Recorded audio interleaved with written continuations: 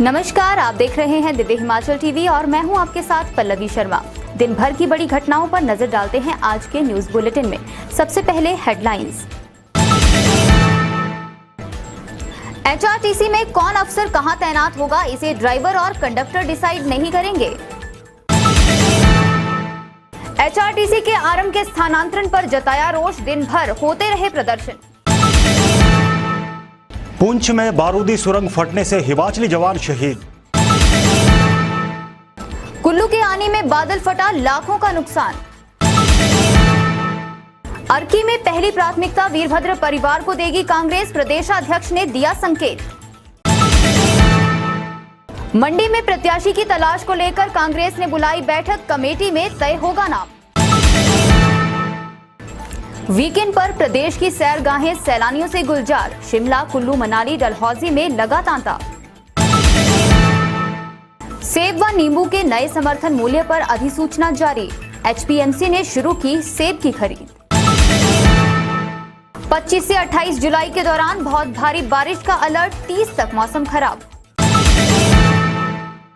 और अब समाचार विस्तार से। एचआरटीसी में कौन अफसर कहां तैनात होगा, इसे ड्राइवर और कंडक्टर डिसाइड नहीं करेंगे। आज जिन लोगों ने प्रदर्शन किया है वे अपने आपे में रहें, वरना गंभीर नतीजे भुगतने के लिए तैयार रहें।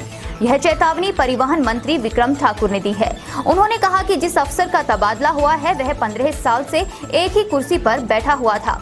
देखते हैं ये रिपोर्ट। एचआरटीसी आरएम के तबादले के मुद्दे पर कर्मचारियों के विरोध प्रदर्शन पर परिवहन मंत्री विक्रम सिंह ठाकुर ने तल्खी दिखाते हुए सख्त कार्रवाई करने की चेतावनी दी है। परिवहन मंत्री विक्रम सिंह ठाकुर ने कहा, शिमला में एचआरटीसी के कर्मचारियों का विरोध प्रदर्शन दुर्भाग्यपूर्ण है। आरएम के तबादले का निर्णय बस चालक और परिचालक नहीं लेंगे। अगर यह मामला जल्द शांत नहीं हुआ तो उन्हें गंभीर परिणाम भुगतने पड़ेंगे।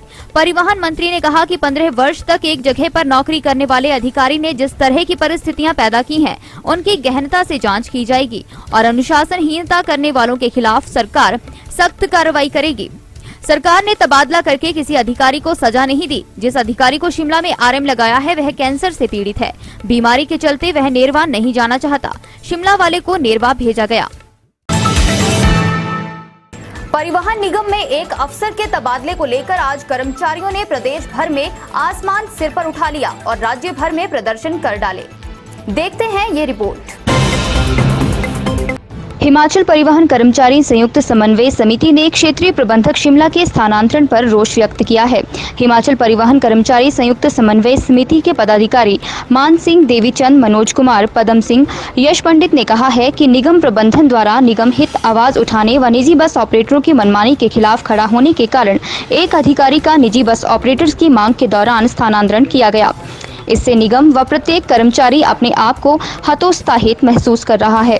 कर्मचारियों के बीच यह स्पष्ट संदेश गया है कि कर्मचारी या अधिकारी निगम हित में लगन व ईमानदारी से कार्य करेगा, उसे प्रताड़ित किया जाएगा। निगम का कर्मचारी वर्ग इस प्रवृत्ति को बिल्कुल सहन नहीं करेगा। हमीरपुर का घुमारवी गांव आज शहीद कमल वैद अमर रहे के नारों से गूंज उठा। बता दें कि जम्मू कश्मीर के पुंछ में तैनात ये जांबाज उस वक्त शहीद हो गया जब वहां बारूदी सुरंग में ब्लास्ट हो गया। जम्मू कश्मीर के पुंछ जिले में बारूदी सुरंग फटने से हिमाचल प्रदेश के हमीरपुर जिले के भोरंज उपमंडल के घुमारली गांव निवासी डोगरा रेजिमेंट के जवान कमल वैद शहीद हो गए हैं। कमल वैद गत अप्रैल माह में छुट्टी काटकर ड्यूटी पर लौटे थे। अक्टूबर माह में उनकी शादी तय थी। घर पर शादी की तैयारियां चल रही थी। वह अपने पीछे माता पिता, बड़ा भाई और 2 बहनों को छोड़ गए हैं। कमलदेव वैद्य 6 साल पहले सेना की 15 डोगरा रेजिमेंट में भर्ती हुए थे। शहीद के पिता मदन लाल ने कहा कि उन्हें शनिवार सुबह ही सेना मुख्यालय से फोन आया कि उनके बेटे कमलदेव पुंछ में ऑपरेशन के दौरान शहीद हो गए हैं। मौत की खबर सुनने के बाद परिवार में शोक पसरा हुआ है। पूरे क्षेत्र में इस सूचना के बाद माहौल गमगीन है। बिगड़ा मौसम कब कहां कहर बरपा दे, कुछ कहा नहीं जा सकता। बीते दिनों धर्मशाला के भागसू में कहर बनकर बरसी बारिश ने कई कुछ तबाह करके रख दिया था और आज वही खेल कुल्लू के आनी में देखा गया। आनी खंड की बुछैर पंचायत के खादवीवा तराला गांव में शनिवार प्रातः करीब 3 बजे एकाएक बादल फटा और खादवीवा तराला गांव में कई खेत व सेब से लदे पेड़ बह गए। बाढ़ की चपेट में आने से 2 निजी वाहन भी क्षतिग्रस्त हो गए। कुल्लू जिला के विकासखंड आनी की ग्राम पंचायत बुछैर में बादल फटने से भारी नुकसान हुआ है। यहाँ के खादवी और तराला गांव में शनिवार प्रातः करीब 3 बजे एकाएक बादल फटने से आई बाढ़ में तराला गांव के कई खेत और सेब से लदे पेड़ बह गए। बाढ़ से हालांकि किसी प्रकार का जानी नुकसान नहीं हुआ है, मगर खेतों और वाहनों को भारी क्षति पहुंची है। पंचायत के प्रधान भूप सिंह ने बताया कि शनिवार प्रातः 3 बजे अचानक ऊंचाई वाले क्षेत्र की ओर से पानी का तेज बहाव आया, जिससे लोगों में अफरा तफरी का माहौल बन गया। हालांकि लोग समय रहते सुरक्षित जगह शिफ्ट हो गए, अन्यथा जानी नुकसान भी हो सकता था। घर के पास सड़क किनारे खड़ी की गई गाड़ियां भी बाढ़ की चपेट में आकर बह गई। पूर्व विधायक वीरभद्र सिंह के निधन के बाद खाली हुई अर्की विधानसभा सीट पर उपचुनाव से पूर्व वीरभद्र सिंह के परिवार से चर्चा की जाएगी, क्योंकि पहला हक इसी परिवार का उस सीट पर बनता है। यह बात कांग्रेस के प्रदेश अध्यक्ष कुलदीप सिंह राठौर ने कही। जानते हैं और क्या कहा राठौर ने। अर्की विधानसभा क्षेत्र में कांग्रेस प्रत्याशी के रूप में पहली प्राथमिकता वीरभद्र सिंह के परिवार को दी जाएगी। हालांकि फैसला पार्टी हाईकमान का होगा, लेकिन वीरभद्र सिंह के परिवारजनों से इस संबंध में पूछा जाएगा। उनकी राय को हाईकमान के सामने रखेंगे। यह बात यहां पत्रकारों को संबोधित करते हुए कांग्रेस के अध्यक्ष कुलदीप सिंह राठौर ने कही। पार्टी ने इसके लिए अंदर खाते तैयारियां शुरू कर दी हैं और उच्च स्तर पर विचार किया जा रहा है। राठौर ने कहा कि उपचुनाव के लिए प्रदेश कांग्रेस पार्टी पूरी तरह से तैयार है। सभी सीटों पर कांग्रेस चुनाव जीतेगी। उन्होंने कहा कि नगर निगम, पंचायत और जिला परिषद चुनावों में भी भाजपा को करारी शिकस्त मिली है। अब उपचुनावों में फिर भाजपा को मुंह की खानी पड़ेगी। मंडी संसदीय क्षेत्र में कांग्रेस का प्रत्याशी कौन होगा, इसके चयन की प्रक्रिया पार्टी ने शुरू कर दी है। कांग्रेस ने प्रत्याशियों के चयन को राय जानने के लिए कमेटियों का गठन किया है और मुकेश अग्निहोत्री के नेतृत्व में मंडी लोकसभा सीट के लिए भी अलग से कमेटी बनाई गई है। इस कमेटी की बैठक 27 जुलाई को सुबह 11:30 बजे गांधी भवन में होगी। मंडी संसदीय क्षेत्र में कांग्रेस का प्रत्याशी कौन होगा, इसके चयन की प्रक्रिया पार्टी ने शुरू कर दी है। कांग्रेस ने प्रत्याशियों के चयन को राय जानने के लिए कमेटियों का गठन किया है और मुकेश अग्निहोत्री के नेतृत्व में मंडी लोकसभा के लिए भी अलग से कमेटी बनाई गई है। इस कमेटी की बैठक 27 जुलाई को सुबह 11:30 बजे गांधी भवन में होगी। कांग्रेस सचिव हरिकृष्ण हिमराल ने बताया कि कांग्रेस पार्टी की तरफ से मंडी संसदीय क्षेत्र के लिए मनोनीत पार्टी पर्यवेक्षक नेता प्रतिपक्ष मुकेश अग्निहोत्री, आशा कुमारी, सुखविंदर सिंह सुक्खू व गंगूराम मुसाफिर शामिल होंगे। हिमराल ने बताया कि बैठक में इस संसदीय क्षेत्र में होने वाले उपचुनाव को लेकर नेताओं, विधायकों, पूर्व विधायकों, जिला अध्यक्षों, ब्लॉक अध्यक्षों, पदाधिकारियों के साथ बैठक में पार्टी की चुनावी रणनीति पर आपसी विचार विमर्श किया जाएगा। सैलानियों ने एक बार फिर पहाड़ों का रुख किया है। शनिवार को वीकेंड पर प्रदेश भर के लगभग सभी पर्यटन स्थलों पर टूरिस्ट चहकते नजर आए। देखते हैं ये रिपोर्ट। हिमाचल की सैरगाहें वीकेंड पर सैलानियों से गुलजार रही। राजधानी शिमला में भारी तादाद में सैलानी उमड़े। शिमला के साथ साथ कुल्लू, मनाली व डलहौजी में काफी संख्या में सैलानियों के पहुंचने की सूचना है।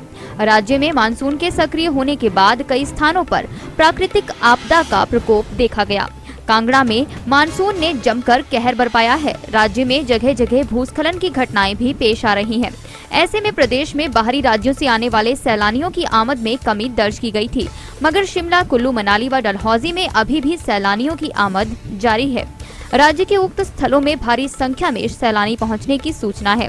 प्रदेश के प्रमुख पर्यटक स्थलों पर सैलानियों की आमद आने से पर्यटन कारोबारियों के चेहरे खिल गए हैं। शिमला के होटलों में वीकेंड पर 70 से 80% तक ऑक्यूपेंसी दर्ज की गई है। 1 रुपए का समर्थन मूल्य हालांकि किसानों, बागवानों के गले नहीं उतर रहा है, फिर भी सरकार ने अपने वादे के मुताबिक इसे आज से लागू कर दिया। बाकायदा इसकी अधिसूचना भी जारी कर दी है। बता दें कि सरकार ने सेब और नींबू प्रजाति की फसल पर 1 रुपए समर्थन मूल्य घोषित किया था। देखते हैं ये रिपोर्ट।